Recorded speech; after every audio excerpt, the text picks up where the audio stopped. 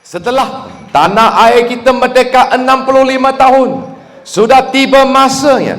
This is the time that we must transcend above race and religion and prove that Malaysia deserves better. Enough is enough of those racial politics and religion to divide us. We must make sure that this country belong to all of us. Malaysia milik kita, tetapi pergauman memusnahkan kita. Sudah cukup, sudah tiba masanya di mana landscape politik Malaysia haruslah berdasarkan kepada good governance. Landscape politik negara haruslah berdasarkan kepada integrity, berdasarkan kepada ketelusan, berdasarkan kepada accountability, berdasarkan kepada kecekapan menguruskan ekonomi. Bukan hari-hari main sentimen kaum dan agama.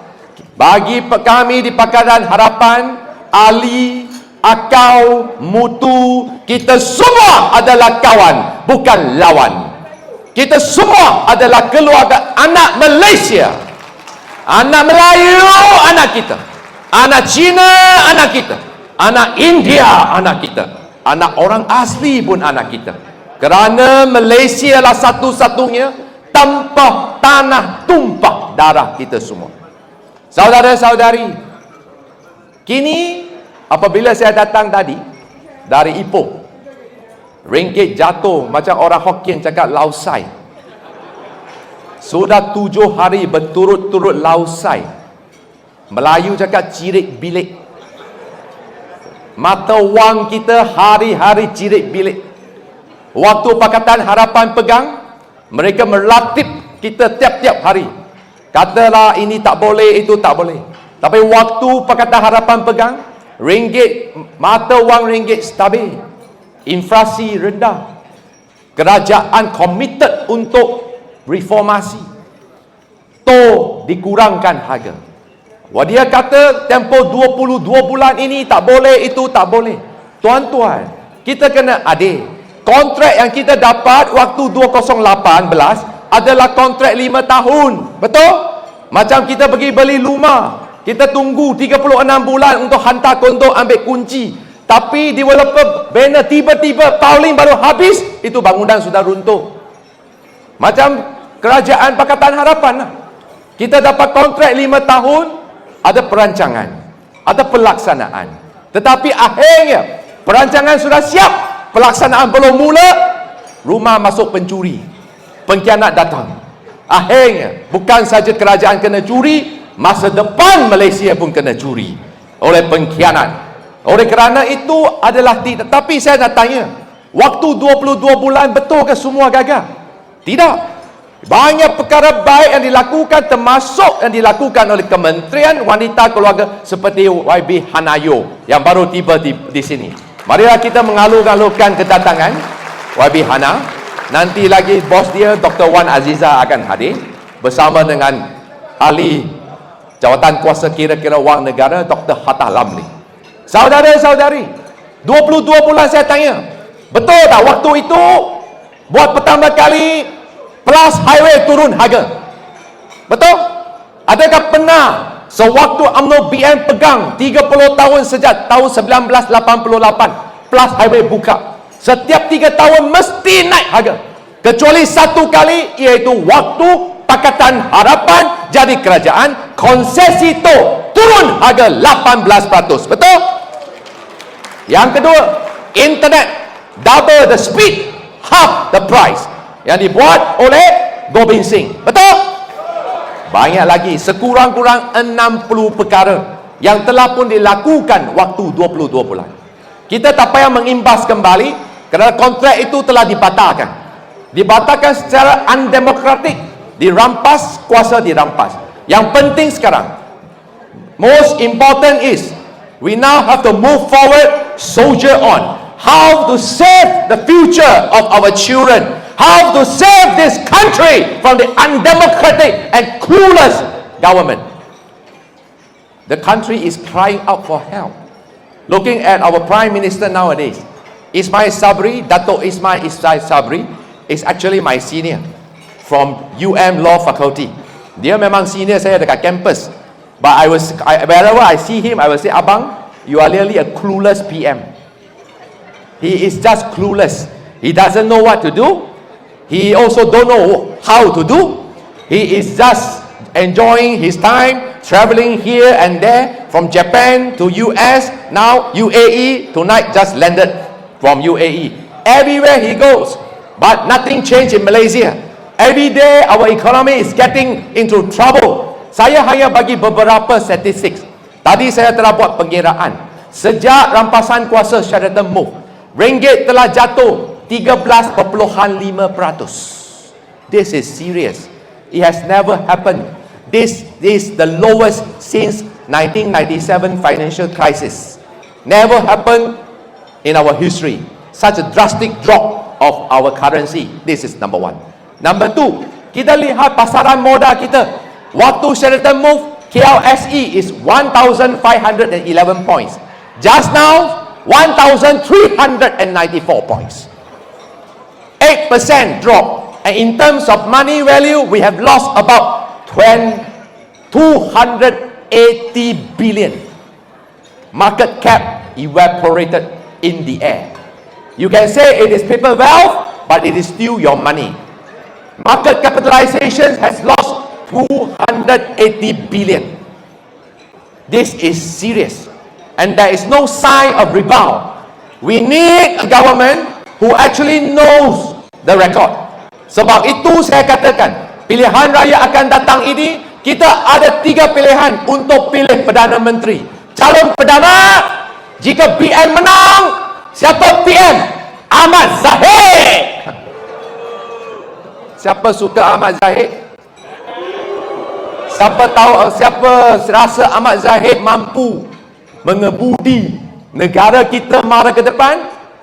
Tolong angkat tangan. Yilat pucit, satu pun tak ada. Betul? Kita tahu perangai Ahmad Zahid. Yang kedua, calon dia siapa? Perdana Menteri Kerajaan Gagah Perikatan Nasional, Mahyadin Yassin. Betul?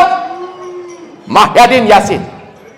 Ini calon kedua. Jika Perikatan Nasional menang bersama PAS. Calon ketiga lain bukan dari Dato' Sri Anwar Ibrahim. Dato' Sri Anwar Ibrahim, mengapa saya terang-terang sokong dia jadi calon Perdana Menteri?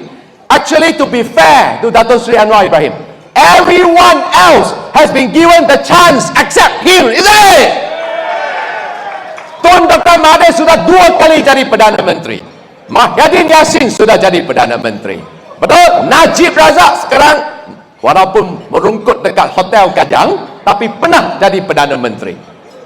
Ismail Sabri pernah menjadi Perdana Menteri.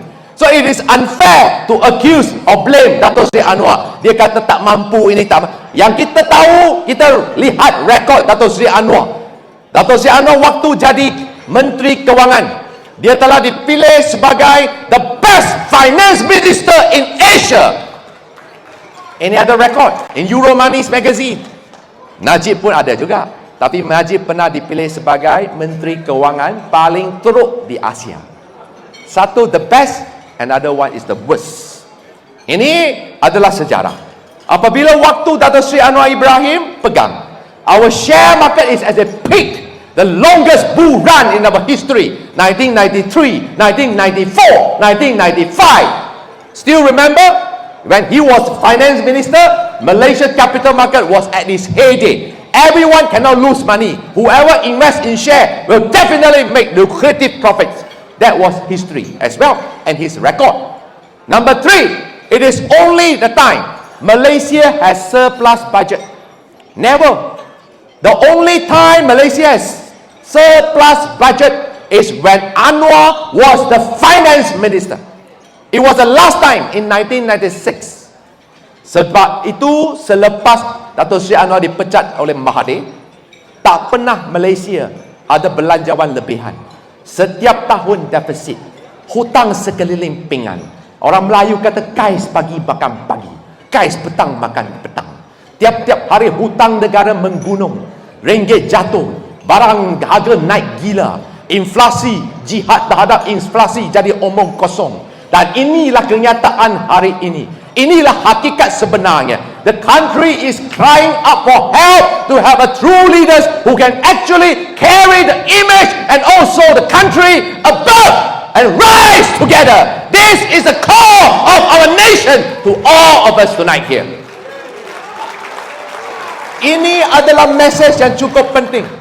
Dan yang lagi penting sebenarnya, mengapa Dato' Sri Anwar Ibrahim layak menjadi Perdana Menteri? Saya dah berkecimpung dalam arena politik. Muka saya mungkin tak tertua mana, tapi saya sudah dalam politik hampir 30 tahun. Almost 30 years I'm in politics.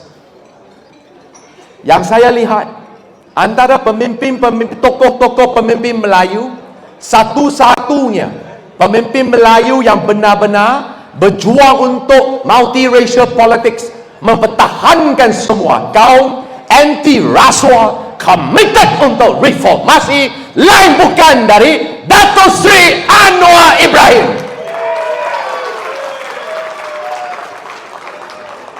Sejak reformasi movement in 1998, saya perhatikan, kita lihat Zahid, kita lihat Najib, Mahyadin, Tun Dr. Mahathir, tidak ada seorang pun pemimpin Melayu yang betul-betul memperjuangkan, mempertahankan the multiracial politics dalam negara ini. And we have to make sure we are here to build a nation. We are here to unite everyone. A good leader is a leader that unite everyone and not to break or divide us. Kita tak boleh ikut acuan, lebay, walau, hadi awang. Jika kita ikut, saya rasa hancur. Kita lihat apabila parti PAS, Toguluni Aziz, boleh. Pemimpin yang budiman dan beriman. Tapi sejak PAS diperintah oleh Hadi Awang, yang dia hari-hari mainkan adalah sentimen perkauman. Apa Hadi Awang kata? Dia kata sekarang ni segala punca rasuah is because of the non-Bumiputra. It's because of the Chinese. It's because of the India. Apa kisah? Apa sebenarnya kaitan rasuah dengan bangsa dan kaum ni? Rasuah ini sebenarnya adalah barah, penyakit barah masyarakat. Tak kira kamu ke Cina ke India ke Melayu ke, rasuah tetap rasuah. Cina ada yang buruk, ada juga yang baik. Rasuah has nothing to do with race and religion. This is a social illness, and we have to make sure that the new government is a government that is actually anti-corruption. Ramai kata ada tomahan fitnah, selalu kata DAP ni anti-Islam, DAP kononnya anti-Melayu. Malam ini selaku Ketua Parlimen DAP Malaysia, saya berani memberitahu seluruh satu dunia, DAP tak pernah anti-Melayu, tak pernah anti-Islam. Kami cuma anti satu, kita anti-rasuah. Itu memang tepat dan benar. Tak kira kamu siapa saja, rasuah kita terus tangkap. Harimau ke, kucing ke, semua tangkap. Kerana kita tahu rasuah sudah sampai ke satu paras yang cukup parah sekali. Next week Parliament will start. I have moved a few motion in Parliament which is very important. Number one, together with Hana, we have moved a private members bill. We want to ensure gender equality, that the children born overseas by the Malaysian mother must be given citizenship. This is the call. How can we see the blatant injustice in front of our eyes? Do you know that there are 4,901 children pending their application in Putrajaya? And 2021, not a single case has been approved by this backdoor government, while the children and the mother was languishing in sorrow and pain. Yet nothing has been done. We want to end this injustice. Vote Pakatan Harapan. Make sure Hana Yeoh go back to the ministry and get rid of this problem. This is the first motion that we have moved. The second motion, Everybody knows MACC must be incorruptible. MACC must be impartial. MACC must be professional. MACC must be transparent. Therefore, MACC must never be put under Prime Minister Department, so that MACC cannot be allowed to be the government lapdog to prejudice or to persecute the innocents. Right? Therefore, we have moved a motion. MACC shall be under the Parliament, di bawah Agung Dewan Rakyat dan Dewan Negara. Tak ada lagi MACC di bawah Jabatan Perdana Menteri. That is very important institutional reform that we want to carry out. And of course, we have many other more motion that we have moved, and we will ensure you the voice of the people will be heard.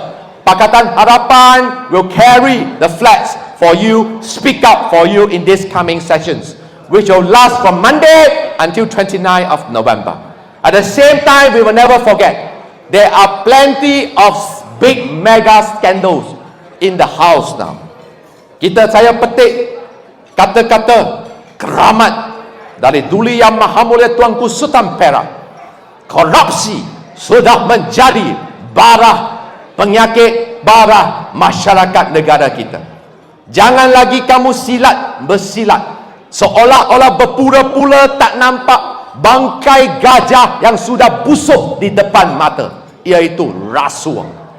Bangkai gajah ini bakal merosakkan bangsa, merosakkan agama, merosakkan negara. Oleh kerana itu adalah tanggungjawab seluruh anak Malaysia. Tak kira Melayu, Cina, India, kita bersatu lawan tetap, lawan sampai menang. Pastikan sebenarnya saya mula lihat momentum gelombang rakyat sedang membina. I would like to inform you a pleasant news. In the last month, my comrade Saudara Tony Puah, who did a painting called Sheraton Move, and then we try this crypto approach, sell it through NFT. 8,888 pieces are sold within 28 hours and raised 1.31 million. Gelombang rakyat sedang menjemur, dan kita tidak boleh leka kerana men's, women, tide doesn't wait for us.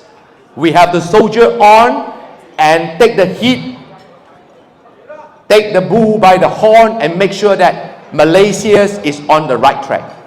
Saya berasa amat bersyukur, dan kita tahu penyakit Malaysia ini. Kita perlukan seorang Perdana Menteri yang benar-benar faham ekonomi, faham kesusahan rakyat, betul-betul bersama dengan rakyat, pelbagai kaum. Dan bagi saya, calon yang paling sesuai untuk menderajui tanah air kita adalah Anwar Ibrahim. Saya bukan cakap sama kerana ini adalah ceramah yang dianjurkan oleh keadilan. Mana-mana saya pergi pun, MCA anjur pun saya tetap cakap Anwar Ibrahim adalah calon yang paling sesuai. We must give him a chance to prove himself. And let us be fair. If Anwar failed to deliver, you still can remove him. The people are the boss. The people have the right to vote in favor or against it. That's why I say that democracy is from the people, by the people, and for the people. And let us remind ourselves, the famous quote by Abraham Lincoln, the only legitimate government in the world is a government by the people, for the people, and from the people. To me, the current Malaysian government is illegitimate because they are never voted in. They actually steal, they rob, they betray, and therefore they form. This is a backdoor government which is shameless, and that brought enormous shame to our country. I still remember the latest hottest TikTok. Did you watch that? Where our Prime Minister Ismail Sabri went to United Nations. Wah, berlagak sebagai jago kampung, tapi buka air pun tak tahu. 2 kali nak buka pun tak tahu. Tapi yang saya rasa saya lebih sedih adalah apabila Perdana Menteri kita menyampaikan ucap pertama di Dewan Utama Bangsa-Bangsa Bersatu. Saya lihat live, hampir 90% Dewan Bangsa-Bangsa Bersatu KOSONG, kosong. Mungkin ini adalah kedudukan Malaysia di mata dunia sekarang. Orang lagi tak hormat kita. Orang rasa Malaysia ini bukannya satu demokrasi yang matang. Kerajaan yang rompak, yang curi, yang lanun boleh bermaharaja lela. Dan jangan lupa, sekarang ini penyakit ini sudah sampai ke tahap kritikal, sampai sistem pertahanan kita pun sekarang ini rosak. Minggu depan kita akan terus membongkarkan skandal the little comeback ship, LCS skandal. Semua orang tahu di sini kerajaan bayar 6 bilion nak beli 6 kapal. Kapal sepatutnya siapnya tahun lepas. Hari ini bayang pun tak nampak. Jika bayangkan pada waktu yang sama Singapore order 8 little comeback ship, semua sudah siap dibina, diserahkan. Indonesia pun order sudah siap, semua dah diserahkan. Malaysia yelat pucik, bayang pun tak ada. Inilah betapa seriusnya, di mana kedaulatan negara terjejas, keselamatan negara tergadai. Dan kita benarkan perkara ini berterus berlaku. Mereka yang rasuah masih lagi bermaharaja rela. Ini adalah kesalahan kita sebagai rakyat. Kerana bagi sebuah kerajaan, whether the government is good or not, it depends on the voters. I always stress this. When you see those politicus, when you see the corrupted politicians, you feel very angry, you feel frustrated, and then you suddenly feel that, in fact, who to blame? You should blame the people who vote them in, isn't it? Is it the one who vote them in and give them the power to steal, to corrupt and rob you, isn't it? Sebab itu ini adalah sangat penting. Jangan ada lagi kata, ayah undi saya tak penting, tak payah balik undi. I just remind every one of you, the higher the turnout rate, Pakatan Harapan will go back to Putrajaya. In Melaka and Johor we lost because the turnout rate is just simply too low. PN government were using COVID as an excuse. Ceramah is not allowed, nothing is allowed. For them semua boleh, kita semua tak boleh. Mereka semua halal, kita semua haram.